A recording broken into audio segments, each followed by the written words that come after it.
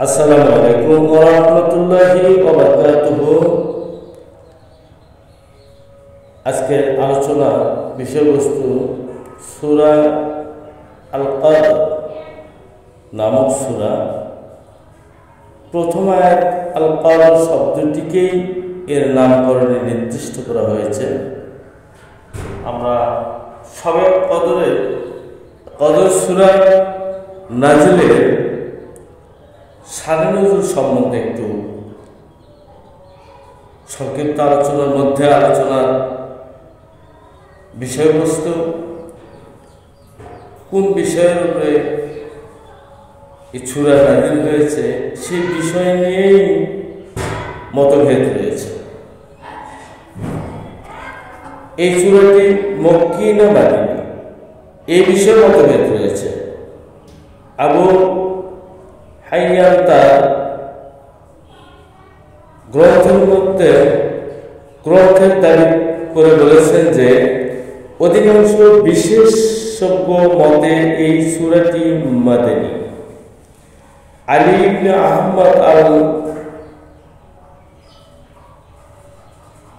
ওয়াহিদি তার তাফসিরে বলেছেন মদিনা। মদিনায় এই সূরাটি সর্বপ্রথম নাযিল হয়, কিন্তু এর বিপরীত মত রয়েছে। আল্লামা আল মাওয়ারদি বলেছেন অধিক সংখ্যক কোরআন বিশারদদের মতে এটা মক্কি সূরা। ইমাম সুয়ুতি আল ইতকান গ্রন্থে কথাই লিখেছেন, ইবনে মারদুইয়া, ইবনে আব্বাস, ইবনু জুজুবাইর, হযরত আয়েশা রাদিয়াল্লাহু তাআলা আনহা হতে একটি উক্তি উদ্ধৃত করেছেন। তাতে বলা হয়েছে এই সূরাটি মক্কায় নাযিল হয়েছে। সূরার মূল বক্তব্য ও বিষয়বস্তু চিন্তা করলেও মনে হয় এই সূরাটি মক্কায় পরিবেশন প্রসঙ্গে সামঞ্জস্যপূর্ণ, অতএব এটা অবশ্যই মক্কা নাযিল করা হয়েছে। সুবহানাল্লাহ। আমরা মূল বিষয়ে আলোচনা করতে চাচ্ছি যে এটা হলো শানে নজুলের বিষয়বস্তু যেটা ছিল কোরআন মাজিদের মর্যাদা, মূল্য ও গুরুত্ব বোঝানোই এই সূরাটির মূল বক্তব্য। কোরআনের পরস্পরতায় সজ্জায় এই সূরাটি সূরা আল আলাকের পর রাখা বিশেষ তাৎপর্যপূর্ণ মনে হয়। সূরা আল আলাকের প্রাথমিক 5টি আয়াত নাযিল হওয়ার ফলে যে মহান গ্রন্থ অবতরণ শুরু হয়েছিল সেই কোরআন সম্পর্কে এই সূরা বলা হয়েছে যে এই কোরআনে যে রাতে অবতীর্ণ হতে শুরু করেছিল তা এক ইতিহাস সৃষ্টিকারী ও মানুষের ভাগ্য রচনাকারী রাত ছিল। এই কিতাবের সতীব্য মর্যাদা সম্পন্ন মহামূল্যবান গ্রন্থ এবং এর নাযিল হওয়ার বড় তাৎপর্যপূর্ণ ব্যাপার এই সূরায় আল্লাহ তাআলা সর্বপ্রথমে বলেছেন, আমি এই কিতাব নাযিল করেছি, অর্থাৎ এটা মুহাম্মদ সাল্লাল্লাহু আলাইহি সাল্লামের নিজস্ব কোনো রচনা নয়, বরং এটা আমারই নাযিল করা কিতাব। এরপর বলেছেন, আমি এই কিতাবে কদরের রাত্রিতে নাযিল করেছি। এজন্য আল্লাহ সুবহানাহু ওয়া তাআলা বলেছে, ইন্না আনজালনাহু ফি লাইলাতিল কদর, নিশ্চয়ই আমরা নাযিল করেছি কদরের রাত্রির মধ্যে। এই সূরা যে রাত্রিতে নাযিল হয়েছে এই রাত্রিকে আল্লাহ সুবহানাহু ওয়া তাআলা কদর বলেছেন, অর্থাৎ মহিমান্বিত রাত, মহিমান্বিত করেছেন, মানুষের কল্যাণ লাভ রেখে দিয়েছেন সূরাটার মধ্যে। এরপর আল্লাহ বলেছেন, ওমা আদরাকা লাইলাতুল কদর, লাইলাতুল কদর খায়রুম মিন আলফিশ শাহর। এবং তোমাকে জানাবে কিসে কদরের রাত, কি সে রাত? খায়রুম মিন আলফি শাহর, এটা 1000 মাসের চাইতে উত্তম। কারণ এই মাসের মধ্যে এই কদরের রাত্রিতে বেজর সংখ্যায় 21 থেকে শুরু হয়েছে।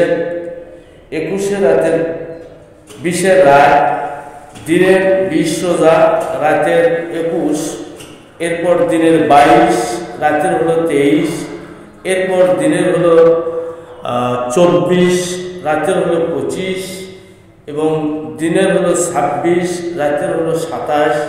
এই বেজর সংখ্যার মধ্যে মুফাসসিরগণ বলেছেন, মতভেদ করেছেন কোন সময় কোন রাত্রিতে এই রাতকে আল্লাহ সুবহানাহু ওয়া তাআলা মহিমান্বিত মর্যাদা সম্পন্ন রাত করেছেন। আলফি শাহর 1000 মাসের চাইতে উত্তম করেছেন। কারণ কি? তানাজ্জালুল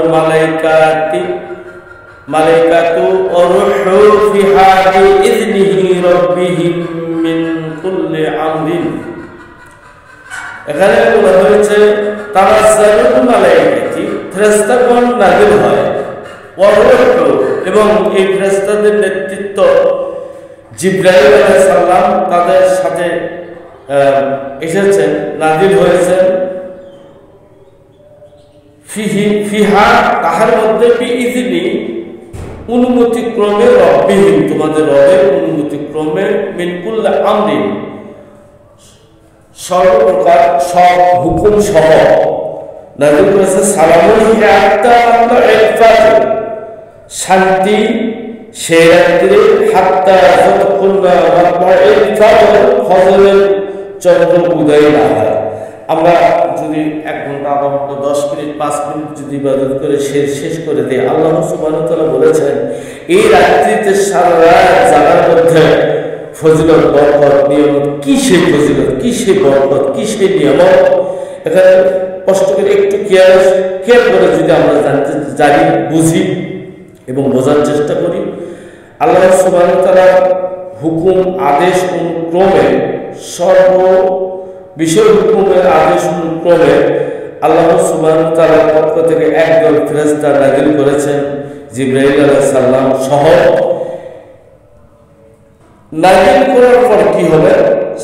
শান্তি, এবং ফজর উদয় পর্যন্ত ইবাদতে যারা মশগুল থাকবে তাদের প্রতি শান্তি হবে, শান্তি নাযিল করবেন। কি সেই শান্তি, কি সেই মর্যাদা, কি সেই মূল বিষয় মহিমান্বিত রাত হিসেবে? এর মধ্যে আল্লাহ পাক কি ভাগ্যের রজনী রেখে দিয়েছে না কি রেখে দিয়েছে? কারণ মহাগ্রন্থ যেটা নাযিলের মধ্যে দিয়ে মানুষ দিনের বোঝ এবং ন্যায় নিষ্ঠতা, মানুষের অধিকার, সমাজের অধিকার, নেতা নেতৃত্বের অধিকার পাওয়ার জন্য সর্বশ্রেণী সর্বস্তরের মানুষ কতগুলো গুরুত্বপূর্ণ বিষয় অধিকার থেকে বঞ্চিত করে দিচ্ছে যারা, এইটা যাতে না হয় সেই কল্যাণের জন্য এমন এক মহাগ্রন্থের মধ্যে সূরা আল কদর নামক সূরা, এই মহিমান্বিত রাতের মধ্যে আল্লাহ নির্ধারণ করে দিয়েছেন। কারণ এই রাত্রিতে আল্লাহ সুবহানাহু ওয়া তাআলা নিজে আল্লাহ রাসূলকে 30 পারা কোরআন দ্বারা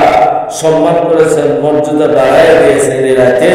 ঠিক অবিকল এই রাত্রিতে যারা স্মরণ করে আমল করবে এবং ইবাদতে থাকবে, কোরআন তেলাওয়াতের মধ্যে থাকবে, নফল নামাজ পড়বে, মানুষকে খাওয়াবে, দিনের কল্যাণে মানুষকে ভালোবাসবে, মহব্বত করবে, এই সারা রাত জায়গা থেকে ইবাদত করবে, একদল ফেরেশতা নাযিল হয়ে ঘুরতে থাকে, দেখতে থাকে জিবরাইল আলাইহিস সালাম সহ, যে কোন মানুষটা এই রাতের মর্যাদা পাওয়ার জন্যে, এই ভাগ্যকে পরিবর্তন করার জন্য, এই মহাগ্রন্থ অনুযায়ী নিজের জীবন প্রতিষ্ঠিত করার লক্ষ্যে কে জেগে থাকে। এই ফেরেশতারা তার হাতের সাথে হাত মিশাইয়া তাহাকে এই ফজিলত দান করে দেবে। সুবহানাল্লাহ। এটা বিভিন্ন মুফাসসিরগণ, তাফসীরকারগণ আলোচনা করেছে। সেই বিষয়ে আমরা মূল বিষয় আলোচনা বিস্তারিত পরবর্তীতে পরবর্তীতে ভিডিওর মধ্যে করার চেষ্টা করব। আসসালামু আলাইকুম ওয়া রাহমাতুল্লাহি ওয়া বারাকাতুহু।